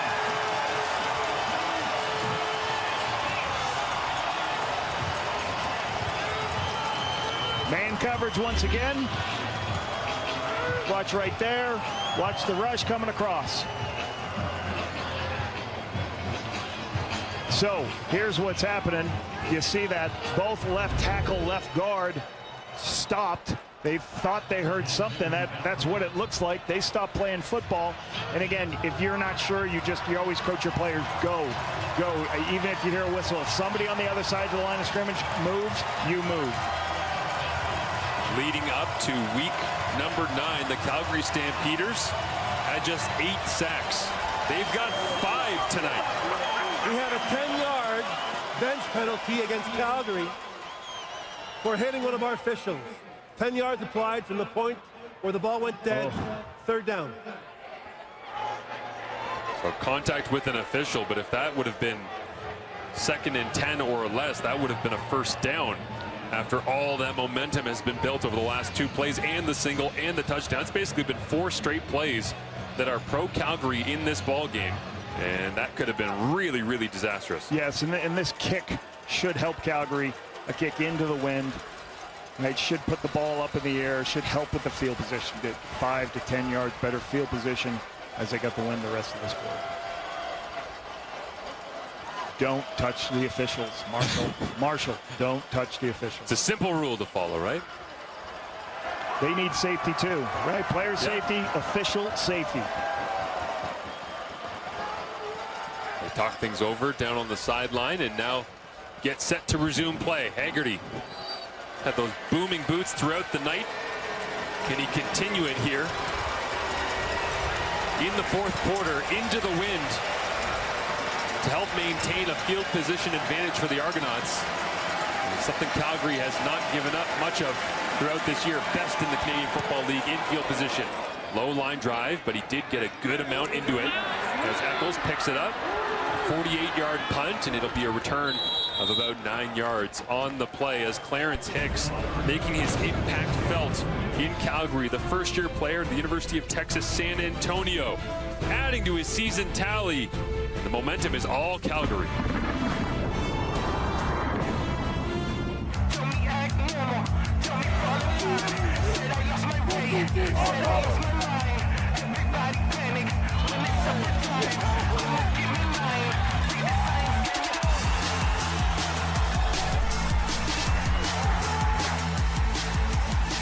Step into the action with CFL Game Zone. Play games, win prizes, and connect with fans from across the world. Join the ultimate CFL fan experience today at gamezone.cfl.ca. We talked about explosive football plays had to happen here. What do? You run a double move on the outside. Not a double move. You have one player cancel the high player, and then you have one player run on the low player. Tavares McFadden's the low player. You just run a go by him, and you trust your receiver is going to make a play. We talked about Cam Eccles has some of the best hands on this football team. Tavares McFadden just didn't judge the ball in the air well enough. That's a hard thing for DBs to do. So great execution, Cam Eccles, Jake Mayer. Deonta McMahon will return this across the 20-yard line, brought down at the 25. I got to say as well, throwing a ball over the top of Tavares McFadden, even when he's in coverage like that, it's kind of like hitting a 9-iron from like 150, but there's a huge tree right in front of the green. How do you drop it down in over the top? Well, and what did we learn? What did we learn about Cam Eccles here? They talked about how good of a receiver he is. He's got such body awareness and ability to look the ball into his hands. Spectacular. And I like you went to talking about golf, because Jake Mayer talked about is the best golfer. He got his 9-iron out, and he put it right to Cam Eccles. Unbelievable. Exceptional as McFadden had a chance at it, but Eccles, the hand-eye, the athleticism, the awareness. That was one heck of a play for the Western Kentucky grad. And offensively, every once in a while, you're going to try to take a shot play. That's a safe shot play. A lot of teams in the Canadian Football League, they run one player inside right down the seam, and then usually if you have a low player, you try to run by that low player, the corner McFadden, and it's just a one-on-one matchup. And you try to do that one every quarter or so, and you hope for the best. There's a great throw and catch. That stat line looking a lot healthier than it did when Jake Mayer headed down the tunnel to end the first half, as it was 4 plays, 80 yards in under 2 minutes, and finished off by that man, Cam Eccles. Well, and I just keep thinking about this. Is a pretty good win today, and the win, Calgary's got the win. So I think every time there's a kick play to Toronto, they're going to gain field position. They'll just keep clawing back the field position and put them in position to win the game. Derek Parrish out of Houston, gingerly off onto the sideline there, has a sack and a couple of special teams tackles. He was obviously now trying to help the return unit. He'll have to watch from the sidelines here as Cameron Dukes goes to Kevin Mittal, 5th overall pick of the draft this year, gets a touch and a gain of 6. Same quick screens here, but they've been doing all game. Kevin Mittal, really good player. I know the coaches really love him. They say he's an outstanding player that they think they can use, as I was told, the Dembski role, which everybody kind of talks about now with Nick Dembski being a running back and a great receiver. So they're going to give him some opportunities to run the football this season, and also, in these quick screens, get the ball in his hands. Nobody's Nick Dembski. Nobody's Nick Dembski. Cam Dukes struggling in the second half. Looking to try to change that. He'll use the legs just like he did in the first. And he picks up the first down. Unable to get there was the Calgary defensive line. Dukes is starting to get that feeling again for the pressure. More pressure coming. Mittal, you'll see from the top at the top of the screen, actually comes in and blocks. And then what happens, Cameron Judge has to peel with the back. There's no contain. So that gives Cameron really good recognition about Cameron, that when Judge left, I've got the opportunity to run the ball up and inside. His first to second to third read, got off it, looked down the field, used the legs. We've seen that a lot tonight from Cam Dukes. Hands off here to Kadeem Carey. Julian Hauser will rip him down to the turf. But a nice piece on first down with the ground game. Really good. This is how they've been playing their game. Couple of plays, let Cameron Dukes run it, a couple inside runs. Some of them working, some put it second and short here. They have to have something of their own. They got to do a Kevin Mittal. They got to do something that's not Kadeem Carey always inside, so they can create an explosive in their run game. Speed sweep, something on the perimeter like Calgary has done. Brett Monson dialing it up for the Stampeders defense, trying to get a stop. Get the football back as Carey bounces off 2 tacklers. Like Keelan Thomas was the one that made first contact with him, and then another Stampeder came flying in, and Carey's been putting the shoulder down and through people the last couple weeks. Yeah, every time he ends up winding back which happens here. He starts to wind back. There's pressure. Again, they didn't make the tackle. Calgary's in the backfield. You know, as a D coordinator, you're frustrated when you're in the backfield. You're in a position to make the tackle and you can't. But, hey, good running backs lift their legs, get them off the ground, and have high knee action. Great high knee action for the first down. Hard living for Kadeem Carey. 0 runs of 20+ this year, but he's averaging 5.5 per. Now Cam Dukes hands it off once again. On first down, looks like they'll get a gain of 3.5, 4 on the play, and they'll make some substitutions. Out goes Kadeem Carey and Albert Awashe, the fullback. This is a good drive. Flipping the field, so if they do have to punt, they're going to make it a really long field for the Calgary Stampeders. Getting the run game going, leaning on this top offensive line, rushing the football in the Canadian Football League. Ryan Dinwiddie would love to get a victory here in Calgary. Snap their undefeated home streak to start this season. Cam Dukes down the middle of the field. Shot play over the top into danger. Kobe Williams, the closest player there, trying to find Davaris Daniels, incomplete. This is, you know, on second and medium, this is, hey, let's take a shot here. So they're gonna trust the protection's gonna hold up. You watch right here, it's gonna be a dig, and then he takes the dig upfield. So this is called what you call a stutter. He's going to start breaking in, and then he stutters, trying to get on the free safety, trying to get Bentley Sanders to trying to get an opportunity to get over the top of him. Just missed the throw a little bit. That's why you take some of those shots on second and medium, because that's when you're getting opportunities with the DBs up closer to the line of scrimmage. Just shy of midfield here is where they'll snap it back to Haggerty. Wobbling boot drops down to the 15-yard line as he'll get pushed out of bounds. Will Hyman as Cam Eccles into the end zone, and coming off a 33-6 loss on the road in Ottawa. It was a slow start for Jake Merritt, but he dialed up Mark and Michelle and then found Cam Eccles back-to-back touchdowns here in the fourth quarter. Got the short game going. They're able to get some decent drives. Take this opportunity for a shot play on a great opportunity on the outside for the one-on-one. Really good stuff from the Calgary Stampeders. See if they can continue it here. Down by 2. Reggie Begelton makes the grab up to the 26-yard line as we roll towards 6 minutes remaining in this ball game. This is what he talked about. I'm going to get the ball out of my hands. This is what Jake Merritt talked about. He said, I'm going to get the ball out of my hands quickly. We're facing a really good front, right? If I see a crossing route's open, I'm going to get that throw to put myself not in harm's way with this front, and not behind the sticks is the term he talked about. What's that mean? 2nd and 10 or greater against this great front. So good. Just get the ball out of your hand when you see open people. What's coming down the middle as Mayer gets it away. Low, it skips into the waiting hands. Is that Cole Tucker? It is.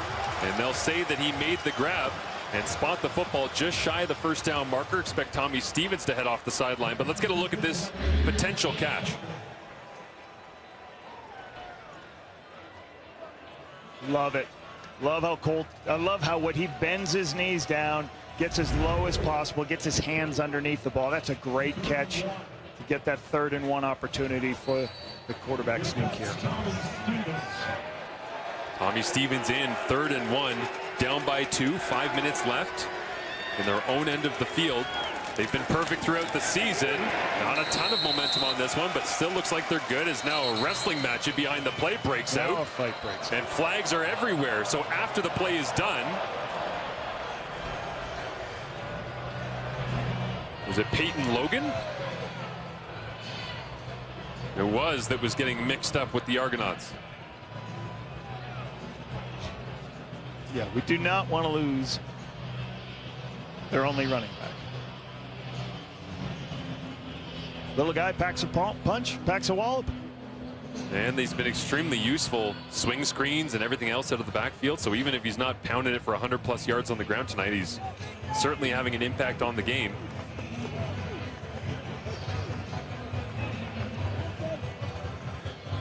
And expect these to be offsetting, you would have to think, at this point in the ball game, unless someone went out of their way to give Our officiating crew, led by Ben Major, a reason to penalize them for 15 yards. Yeah, and this after the ball stuff is going to be URs that, that get added to people's totals, right? The league talked about, we don't want this after the ball stuff. So two of them. The result of the play, the first down.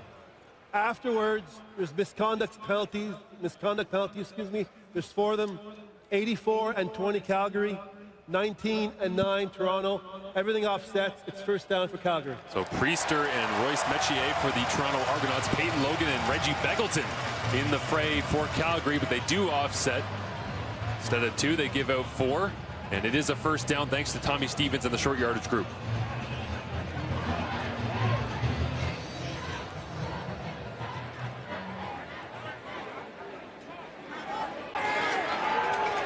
First and 10. Argos send 5. Calgary protects it. Market Michel makes the grab. In front of Mason Pierce and John Jones, it's Michel once again. Good vision by the quarterback.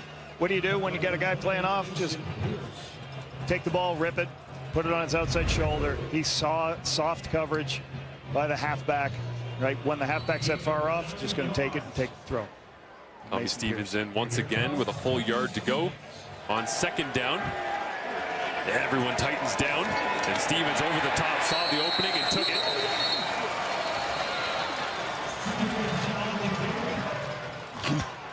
Automatic, and then J.J. Jones right there and say, hey, maybe we have another fight.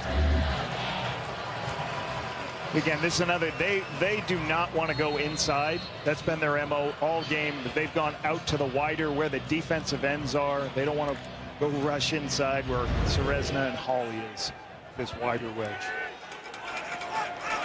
There with the hard count here, trying to get a look at the Argonauts defense. 4-man rush, looks to his left, gets it out complete. Market Michel breaks the tackle, running away from Jones, who brings him down at the 36-yard line. Into Toronto territory go the Stampeders once again. An inside move. Michel's going to break in and then back out. Keep the will inside.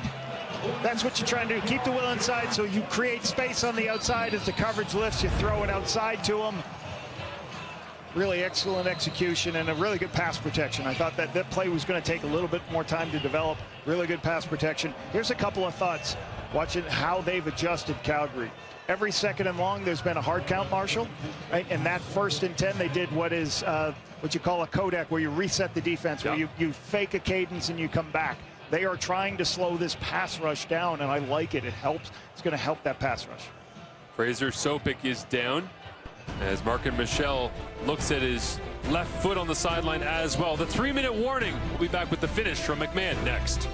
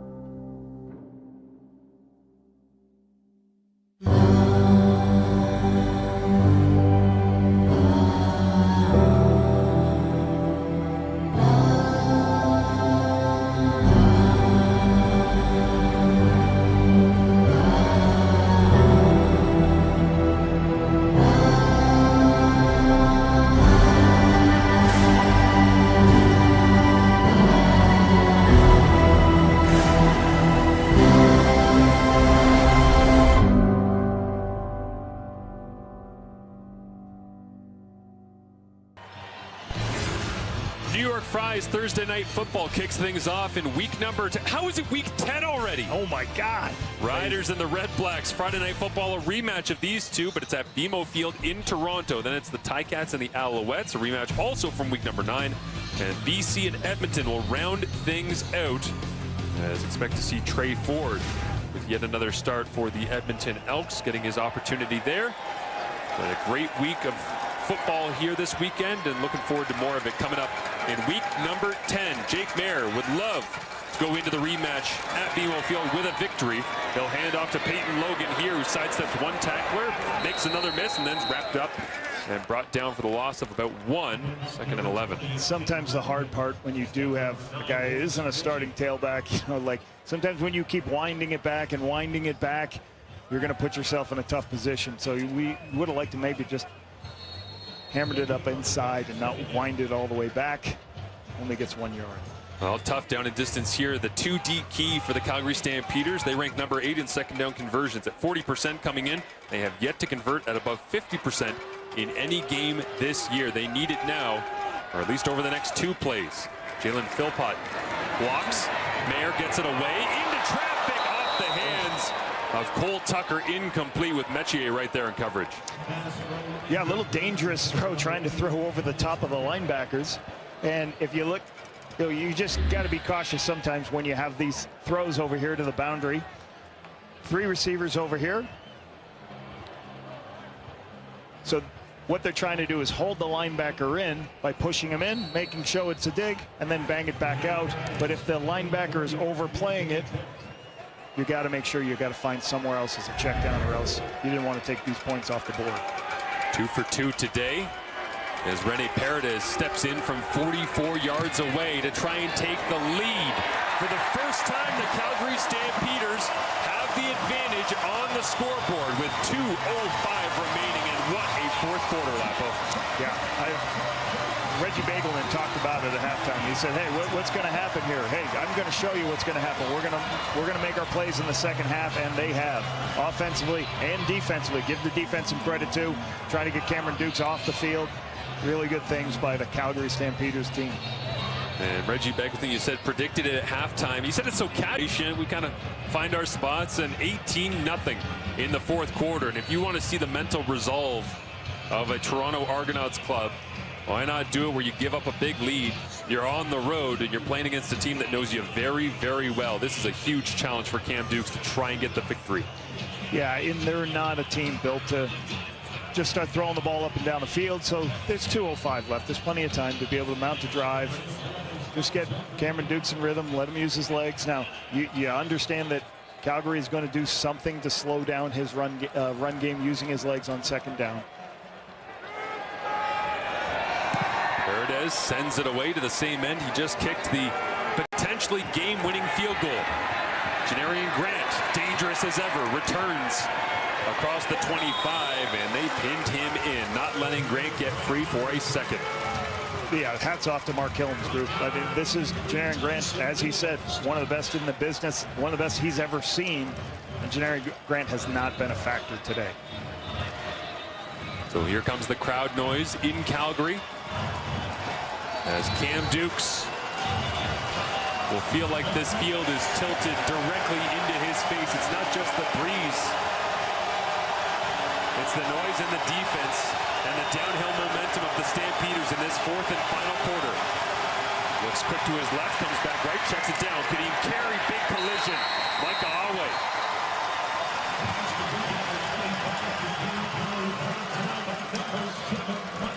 This is exactly what Cameron Dukes wants to do. Everybody plays off in zone. The back is not going to be covered. Get yourself a completion. You're in 2nd and 5. That's a perfect play for the defense, but great by the offense, but great play by Howard. Dukes stands in all day against a 3-man rush. Now finally settles for the check down. And on 2nd and medium, did he get enough to move the chains? They'll spot it. Moving backwards a little bit. Halfway between the 39 and the 40. And once they put the football down, that is a first down, but just barely. Trying to take those shots outside. Great protection by the Argos offensive line. Why? Because Calgary played coverage, didn't have anywhere to go. But when the back's out there, 5-yard gains are real easy when you can just check it to the back. Dukes, pressure on, right into his face. Mike Rose pushed the pocket all the way back.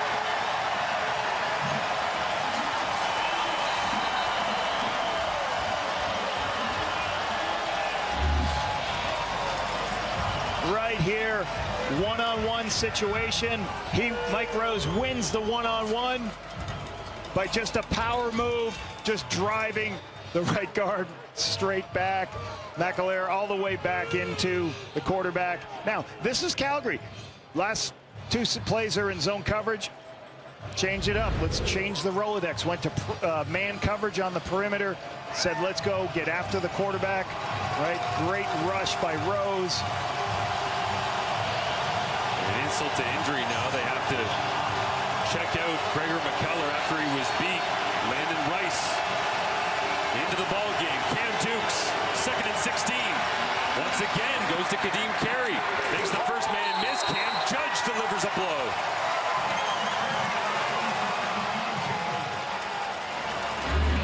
Cameron Judge sprinting to the sideline as everybody's lifted. All you want to do now is turn him back to your teammates. Let us wrap him up, get him off the field on 2nd and extra. Snap comes up quickly here for Dukes, who looks over the middle. Pass is knocked down.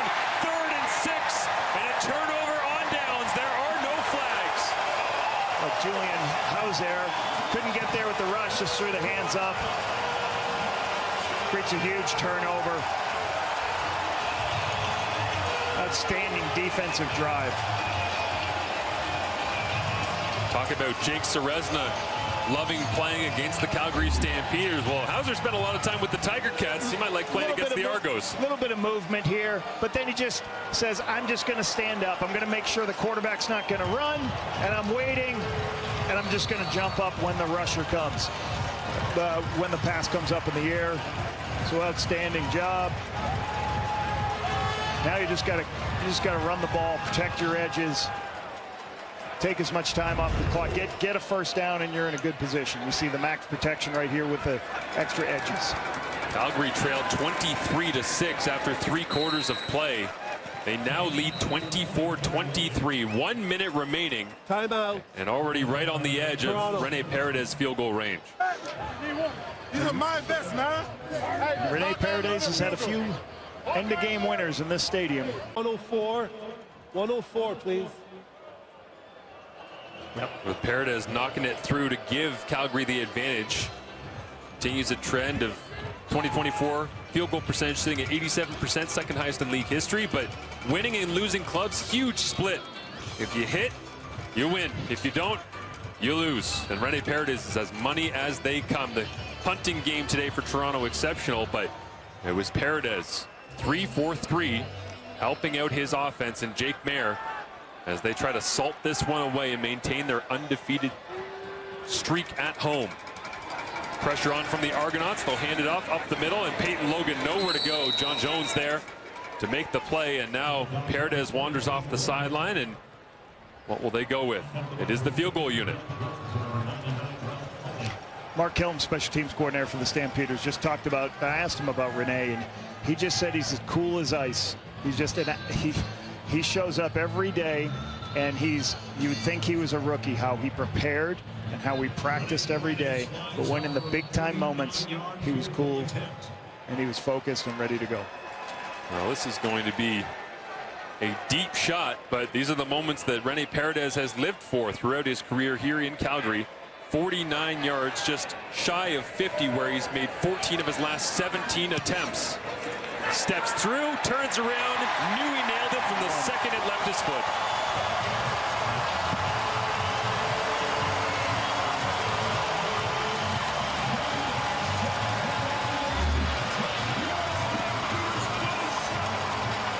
Standing hold, clean hit, money.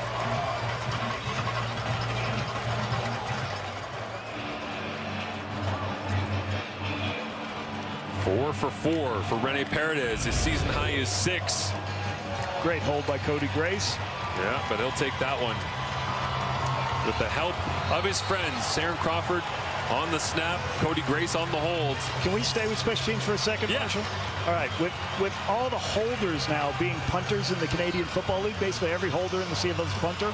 They've got the ability to practice. They don't wait for the quarterback. They can practice all day on their fundamentals. Long snapping, the hold, and the kick without waiting for the quarterback back in the days when you used to hold. So that's a great thing. I wasn't allowed to hold. All the punters in the Canadian Football League are also the holders. Far too much responsibility, so shout out to Cody Grace. for taking that on in the punches across the Canadian Football League. As Janarian Grant trying to make some magic at McMahon. Up the middle, big contact. The special teams unit flying down the field is Keelan Thomas, the Canadian from the Okanagan Sun, first on the scene. Brendan Dozier in there a little bit too. Really good.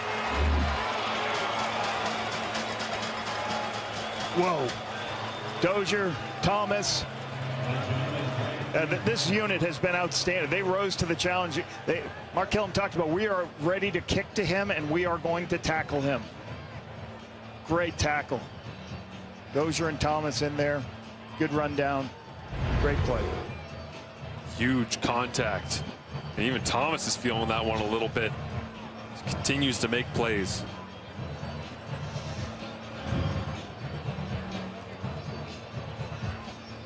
So with 33 here left, you've got to flip the field.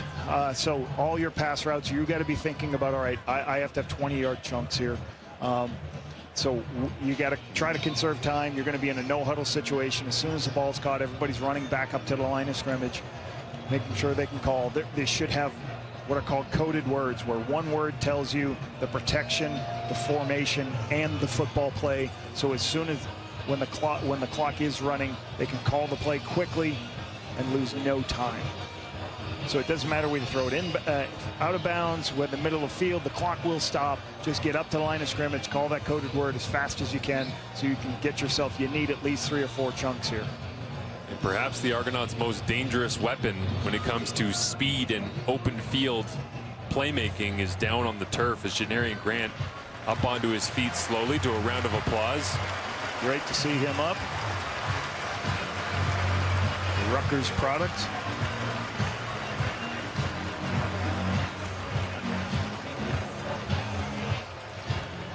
So for Calgary, it's, hey, we just got to make sure we stay behind. Don't fall for a double move. Teams will try to still do double moves, and some people in these situations actually fall for double moves. So keep everything behind you. Don't let the quarterback get 20 yards on a rush. And Julian Hauser get to the quarterback like he did with the knockdown on the last drive. Over the top, Demonte Coxie. This one out of bounds. Incomplete. Second down and 10. It's a good safe call. Big, tall receiver. Give you an opportunity on the sideline to flip the field. And the Calgary Stampeders are not going to allow Cameron Judge. Calgary Stampeders are telling Cameron Judge, I don't want you in coverage. I want you looking exactly at Cameron Judge. Long on the year for Demonte Coxie is 37 yards in terms of reception. He'll need something much more than that if they want to get into position here. Down the field, nearly intercepted.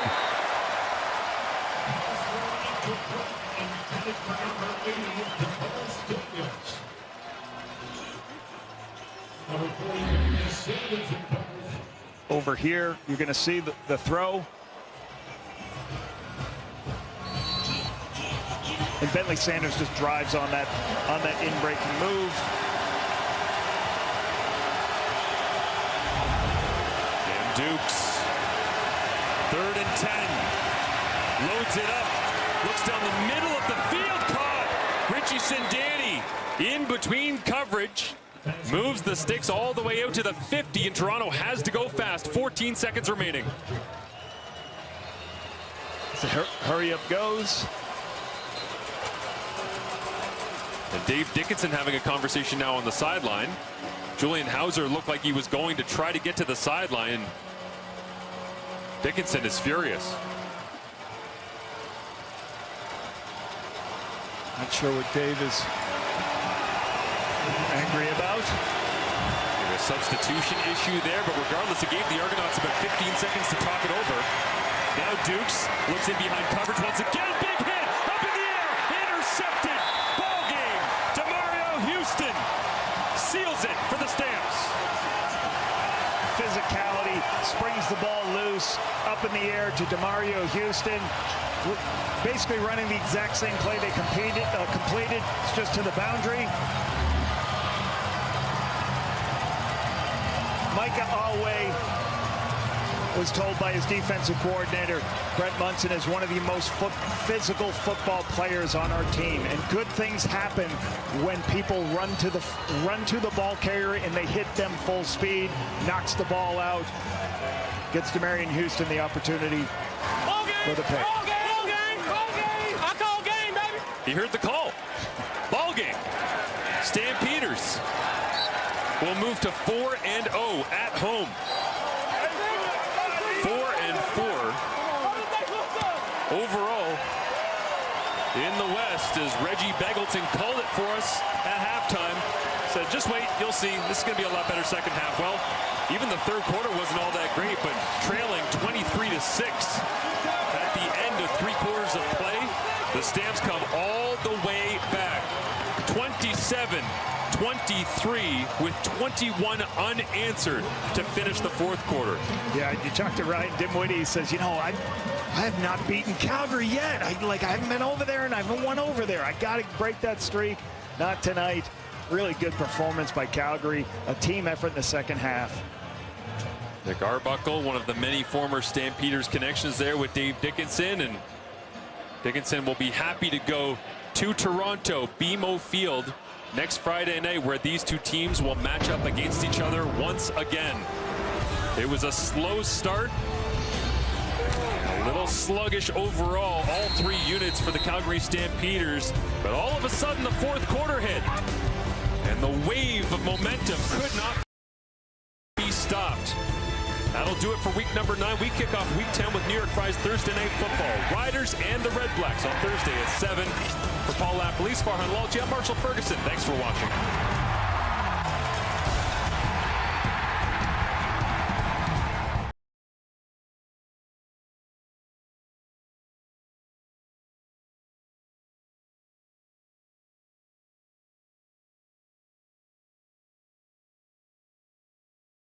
A beautiful Saturday on the prairie sets the stage for Queen City X and a much anticipated battle between the Elks and the Riders next door at Mosaic Stadium. A win today for the Riders, and they're alone atop the West. The Elks very desperate for a win, and they go back to a guy who showed some flashes last year and last week. Beatty will get us underway at Mosaic. Thank you very much for joining us here in Regina. Mario Alford, a little bobble to get started, takes it at the 10, and now he's got some room. Here he goes. Look out, Mario Alford. The race is on to the 30, and this guy is out of here. Bye-bye, Super Mario. A house call to get us started, and the Riders open it with a bang. Into this game, his longest was a 30-yarder all season. We know what he's capable of. He just outruns the angles and is gone after bobbling the opening kickoff. He takes it to the house, and I think this crowd is in it. What a way to get your crowd going. Opening kickoff return for one of the best in the league to open up this ball game. One in game 11. They'll start it on the ground to Javon Leak, and Javon Leak's got a first down. Fresh set here, Ford with some pressure coming, gets it away over the middle. Myala's got